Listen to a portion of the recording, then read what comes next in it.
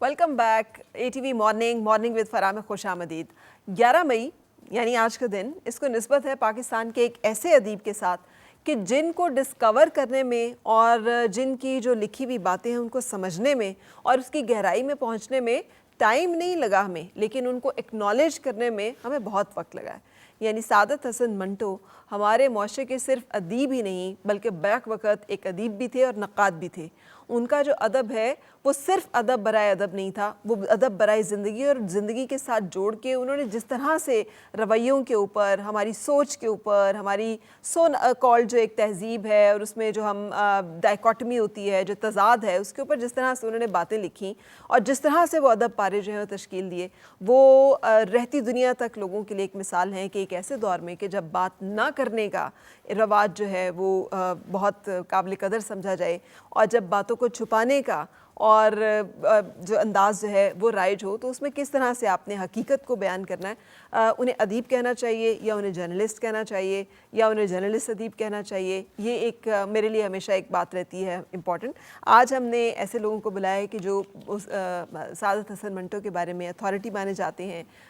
ये वो लोग हैं जो कि उनके काम से वाकिफ़ हैं, उनकी शख्सियत से वाकिफ़ हैं, उनकी ज़िंदगी के अहवाल से वाकिफ़ हैं। तो आज हम आपके साथ शेयर करेंगे कि पाकिस्तान के ये अजीम अदीब जो हैं, ये इनके बारे में हमें ज़्यादा जानने का मौका मिल सके, इसीलिए हमने इस नशिस्त का अहतमाम किया।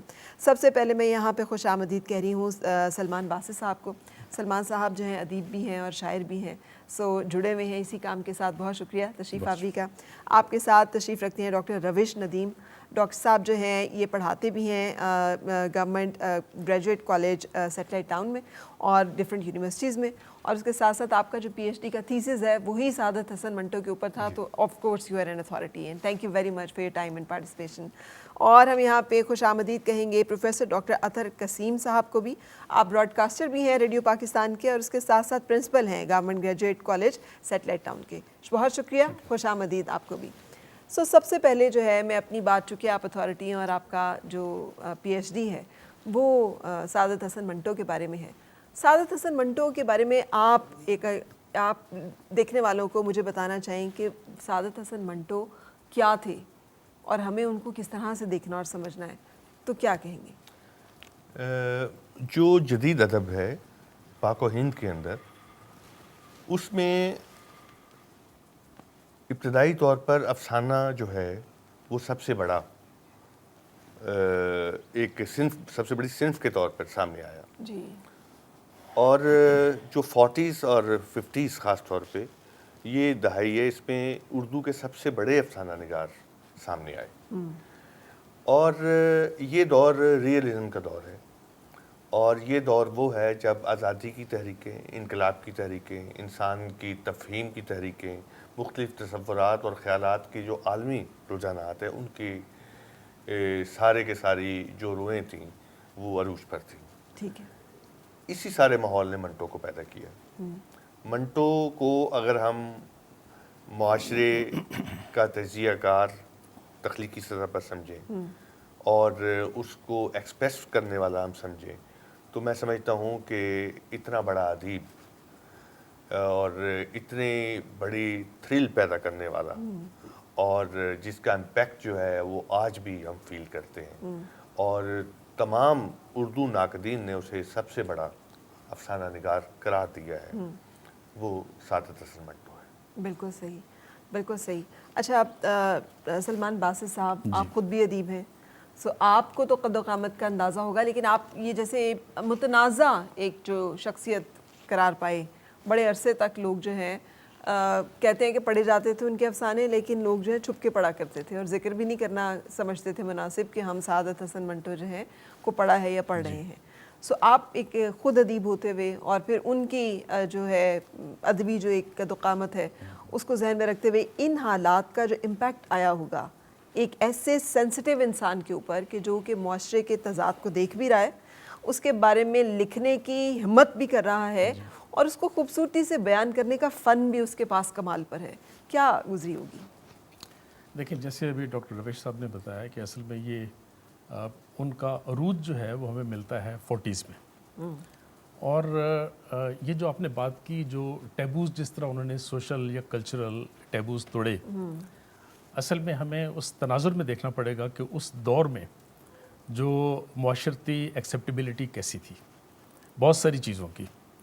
اس میں معاشرتی حوالے بھی تھے, اس میں جنسی حوالے بھی تھے, اس میں سیاسی حوالے بھی تھے, اور جو ولنریبلٹی آج اس وقت تھی وہ آج نہیں ہے. آج ایکسیپٹیبلٹی چیزوں کی زیادہ بڑھ گئی ہے. جی. دوسری چیز یہ ہے کہ ترقی پسند تحریک کی بنیاد جو ہے وہ اصل میں بہت سارے انقلابات پہ تھی. بہت سارے فکری اور سیاسی اور سماجی انقلابات کی بنیاد تھی. اس سے جڑے لوگوں نے اس پہ بہت زیادہ کام کیا, اور کچھ مجھے یہ کہنے دیں کہ یہ بھی ایک حقیقت تھی کہ اس میں مذہب سے بھی بغاوت تھی.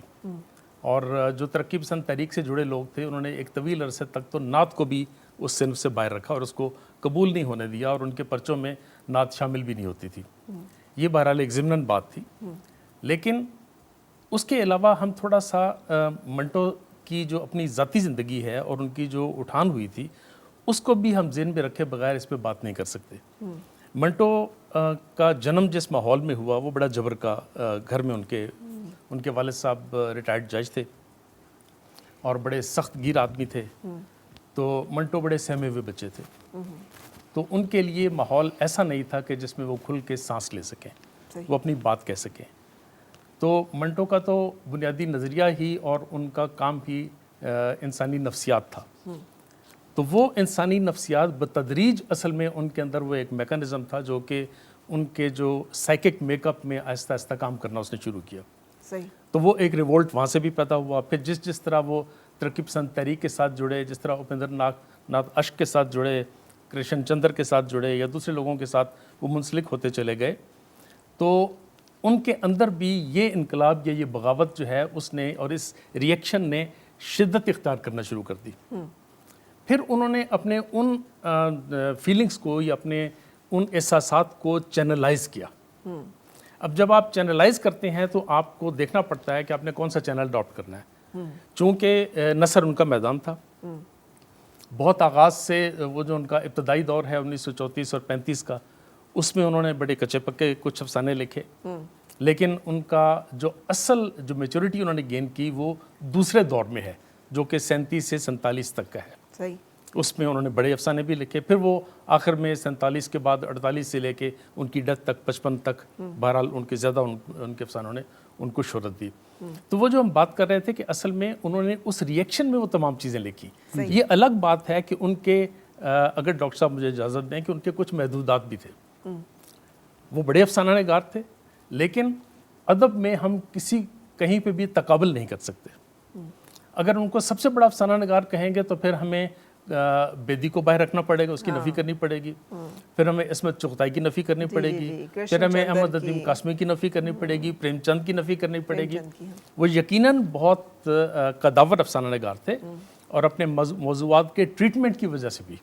تو فی الحال میں یہ عرض کرنا چاہتا ہوں. اس میں اگر ایڈ کروں کوئی ایک چیز, دیکھیے جو ہمارے ہاں جدیدیت آئی ہے وہ یہاں کی تحریکوں کو انقلابات کے نتیجے میں نہیں آئی. وہ یورپین اقوام کے قبضے کے نتیجے میں آئی. جب انہوں نے یہاں نوآبادیات قائم کی تو اس نوآبادیات کے نتیجے میں انہوں نے یہاں جدیدیت کو فروغ دیا. یہ جدیدیت جو ہے یہ یورپین نہیں تھی. انہوں نے چونکہ یہاں سرمایہ داری نظام تھا, لانا تھا, اور اس کے لیے جو انتظامات کرنے تھے وہ ماڈرنزم کہلایا. اچھا, اب یہ ماڈرنزم جو ہے چونکہ اوریجنل نہیں تھا اور کلونیلزم کے تھرو آیا تھا, تو لہٰذا اس کے اندر جو سوشل کانٹیکٹ ہے وہ نیا نہیں بنا. سوشل کانٹیکٹ ہمارا پرانا چاہتا تھا, فیوڈل عہد کا, بادشاہوں کے عہد کا, مغل دور کا. اب جو ماڈرنزم کا جو سوشل کانٹیکٹ تھا وہ ظاہر ہے کہ اس سٹیٹ سے نہیں ہو سکتا جو کلونیل پاور کے ساتھ قبضہ جس نے کیا ہوا ہے. وہ کنٹینیوٹی اب بھی جاری ہے. لیکن چونکہ ماڈرنزم کی ایک پوری تحریک, اقلیت کی ایک تحریک, ہیومنزم کی ایک تحریک اندر پھیل گئی تھی, تو اس کے نتیجے میں یہ ہوا کہ انہوں نے جو کچھ لکھا وہ پرانی ہماری جو فیوڈل اخلاقیات تھیں یا وہ رویے موجود تھے جس کے اوپر قدامت کا, جاگیرداریت کا, قبائلیت کا بہت گہرا امپیکٹ تھا. یا مذہب کے نام پہ جن تمام چیزوں کو دبایا جاتا تھا اس کے لیے بھی ایک چیلنج. لیکن یہاں پہ ایک بڑا امپورٹنٹ جو نقطہ اٹھایا ہے سلمان باسط صاحب نے کہ عصمت چغتائی اگین اسی طرح کے موضوعات, ایک ایسی خاتون کی آواز کہ جو بالکل صنفی اس میں فٹ ہی نہیں ہوتی تھیں. بیدی صاحب اگین, پریم چند, یہ سب بڑے بڑے قداور لوگ ہیں اور اسی ڈومین میں اسی ایریا میں یہ لوگ لکھ رہے تھے اور کام کر رہے تھے جو کہ اپنایا سعادت حسن منٹو صاحب نے. ہم یہ کہہ سکتے ہیں کہ متاثر تھے وہ ان لوگوں سے, یا کسی حد تک ان کا انفلوئنس جو ہے اس نے ان کو اس طرف راغب کیا زیادہ. بہت شکریہ آپ کا. میں اپنے لیے ایک اعزاز سمجھتا ہوں کہ ادب کے دو بڑے اساتذہ کے ساتھ اس نشست میں بیٹھا ہوں. اگر یہ اجازت دیں تو میں تھوڑی ابتدا سے بات کروں گا تاکہ ہمارے ناظرین اس بات کو سمجھ سکیں کہ منٹو جو ہے وہ منٹو کیسے بنتا ہے. ابتدا میں منٹو صاحب نے بھی لکھا اور ہمیں تاریخ کی کتابوں سے بھی پتہ چلتا ہے کہ وہ اپنے نوجوانی کے عہد میں لاؤبالی پن کا شکار تھے. تعلیم میں بہت زیادہ آگے نہیں تھے, ذہین بہت تھے, تعلیم میں بہت زیادہ آگے نہیں تھے. میٹرک میں بار بار ان کا فیل ہونا بھی اس بات کی غمازی کرتا ہے. پھر نصابی حوالے سے وہ علی گڑھ بھیجا گیا ان کو. وہاں سے پتہ چلا جی کہ تپے دق کے مریض ہیں, شاید اس وجہ سے واپس بھیج دیا گیا. پھر ایف اے میں داخلہ لے لیا کہ انہوں نے امرتسر میں. اچھا, انہوں نے ایک انجمن بنائی تھی جس کا نام رکھا گیا تھا انجمن احمقاں. اچھا, وہ افواہیں اڑایا کرتے تھے, یعنی ذہین اتنے تھے, شوق اتنے تھے کہ افواہیں اڑایا کرتے تھے. جو آج کل میں جیسے بچے میمز بناتے ہیں. ایک افواہ یہ اڑا دی گئی کہ تاج محل کو امریکہ نے خرید لیا, وہ مشینوں کے ساتھ اسے وہ کھیڑ کے لے کے جا رہے ہیں. اچھا, اب وہ جو ٹریفک پولیس ہے لاہور کی, اس کو برف کے کوٹ پہنائے جا رہے ہیں. اچھا, یہ افواہیں جو اس طرح, میرا فاؤنٹین پین جو ہے وہ گدھے کے سینگ سے بنا ہے, یہ اس طرح کی باتیں وہ اکثر اڑایا کرتے تھے. تو یہ ان کا ایک مشغلہ تھا. لیکن جیسے ہر بندے کی زندگی میں ایک شخصیت ایسی آتی ہے جو اس کی زندگی کے اندر ایک تبدیلی لے کے آتی ہے, تو وہ شخصیت ڈاکٹر صاحب باری علی کی ہے, جو امرتسر کے شیراز ہوٹل میں ان کی ملاقات ہوتی ہے. باری علی ایک شخصیت تھے, مساوات اخبار کے ایڈیٹر تھے اس وقت. انہوں نے منٹو کی جو طبیعت کے اندر ایک اضطراب پایا جاتا تھا اس کو بھانپ لیا اور انہیں کہا کہ آپ یہ چھوٹے چھوٹے ناول اور افسانے پڑھنے کی بجائے بڑے آسکر وائلڈ کی طرف آئیں اور بڑے جو رائٹر ہیں لکھنے والے ان کی کتابیں پڑھیں. تو جب منٹو نے ان کی بات مان کے ان کی کتابیں پڑھیں اور پھر ان کے تراجم کیے, تو اس پر پھر وہ باری علی نے ان کو دعوت دی کہ آپ لکھنا شروع کریں اور افسانے کی طرف آئیں. اور وہ افسانہ لکھتے تھے اس زمانے میں, کہانی نویس تھے. منٹو کی کئی جہتیں ہیں, وہ کہانی نویس ہیں, وہ افسانہ نویس ہیں, افسانہ نگار ہیں, وہ ڈرامہ ریڈیائی ڈرامہ لکھتے ہیں. ریڈیائی ڈرامہ لکھنا ایک مشکل کام ہے, وہ لکھتے ہیں. وہ خاکہ نگار ہیں, وہ مختلف لوگوں کے خاکے لکھتے ہیں. پھر انہوں نے جو پہلا ان کا اس زمانے میں, پھر وہ چلے گئے بمبئی, ان کو بلا لیا گیا, بمبئی میں کچھ عرصہ رہے, پھر آل انڈیا ریڈیو میں آ گئے دلی میں. دلی سے پھر ان کا, وہ سر نے جیسے بتایا کہ نون میم راشد اور وہ سے اور کرشن چندر سے ان کا واسطہ پڑا, تو نالا ہو کے پھر وہ واپس بمبئی چلے گئے. تو تاریخ بتاتی ہے کہ سعادت حسن منٹو نے جو پہلا افسانہ ان کا جو تماشا کے نام سے چھپا تھا, وہ باری علی ہی کے ایک مجلے میں چھپا تھا جس کا نام خلق تھا. اور وہاں سے پھر ان کی شہرت ہوئی. پھر وہ بمبئی میں بہت شہرت ان کو ملی, ادب میں, افسانہ نگاری میں. اور ان کے موضوعات جو ہیں وہ اچھوتے ہیں. آپ نے جس طرف اشارہ کیا کہ وہ کسی سے متاثر ہے, وہ متاثر کسی سے نہیں ہوتے تھے, بلکہ وہ جب ان کے کلام میں کوئی اصلاح کرتا تھا تو وہ اصلاح بھی گوارا نہیں کرتے تھے. لہٰذا یہ خدا ذات صلاحیت ان کے اندر تھی کہ وہ ایسے موضوعات کا انہوں نے انتخاب کیا. اور جیسے سر روش نے بتایا کہ یہ وہ زمانہ ہے کہ جس وقت پاکستان بن رہا ہے, اس سے پہلے کے حالات اور اس کے بعد کے حالات, یہ جو موقع ہے نا, اس پر جو بھی ادب لکھا گیا, خواہ وہ ناول کے انداز میں لکھا گیا, خواہ وہ افسانے کے انداز میں لکھا گیا, خواہ وہ شاعری کی صورت میں ہمارے سامنے آیا, تو وہ سارا ادب جو ہے وہ بہت ہی شاندار ادب ہے. اور ادب کی ایک معراج جو ہے وہ وہاں پہ نظر آتی ہے.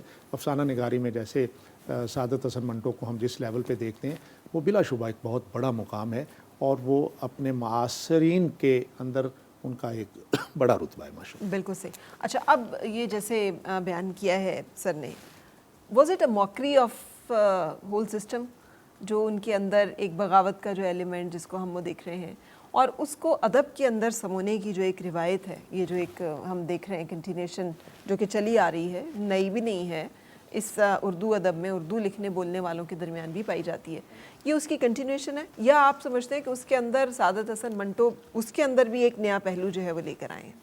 دیکھیے ادب جب جدیدیت کے ساتھ ہم آہنگ ہوا ہے تو یہ تو سر سید دور میں ہو گیا تھا, تو بغاوت تو سر سید دور میں شروع ہو گئی تھی. خود ڈپٹی نذیر کے ناول جو ہیں جی وہ خود اس کے اندر جو خواتین کے حوالے سے اصلاح کی جو, لیکن وہ بڑے روایتی, وہ آج روایتی ہیں. اپنے دور میں ان کے متعلق بہشتی زیور میں لکھا گیا کہ ان کے ناول مت پڑھے. اچھا, مرات العروس جو ہے وہ انہیں لگا کہ یہ کوئی خواتین کو بھڑکانے کی یا ورگلانے کی کوئی داستان, کیونکہ اس میں عورتوں کی تعلیم اور اس کی قدر آزادی اور ان کی کانفیڈنس کی, اعتماد کی بات کی گئی تھی.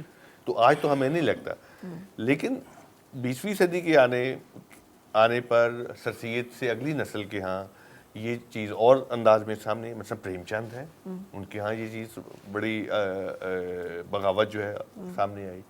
پھر جیسا کہ سلمان صاحب نے کہا کہ 36 میں جب انجمن ترقی پسند مصنفین آئی تو یہ بغاوت کی بہت اگلی سطح تھی, کیونکہ یہ خود جو روسی انقلاب ہے اس سے متاثر تھے. پوری دنیا میں جو کلونیل روسی انقلاب کوئی آسان انقلاب نہیں تھا, بہت بڑا امپیکٹ ہے. It was a red revolution. It was not like Renaissance جو کہ مطلب it was proper a revolution. Organized. جی.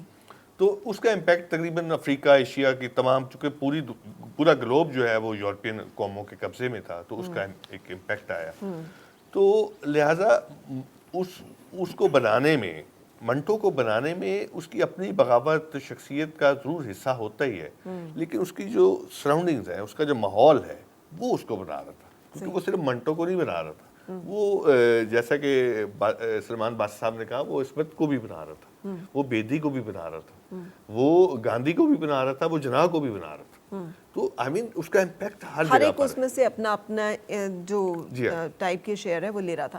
یہاں پہ ہم ایک بریک کے لیے رکتے ہیں اور بریک کے بعد ہم آج بات کریں ہیں سعادت حسن منٹو کی, جن کا یوم ولادت ہے 11 مئی کو, اور یہ Pakistan we can take pride کہ ہمارے اتنے بڑے ایک افسانہ نگار کے جن کی پرتوں کو اور جن کے بارے میں ڈسکور کر رہے ہیں لوگ, اور ان کے لکھے ہوئے افسانے جو ہیں وہ آج تک سند مانے جاتے ہیں. بریک کے بعد ہم اپنی گفتگو کو جاری رکھیں گے.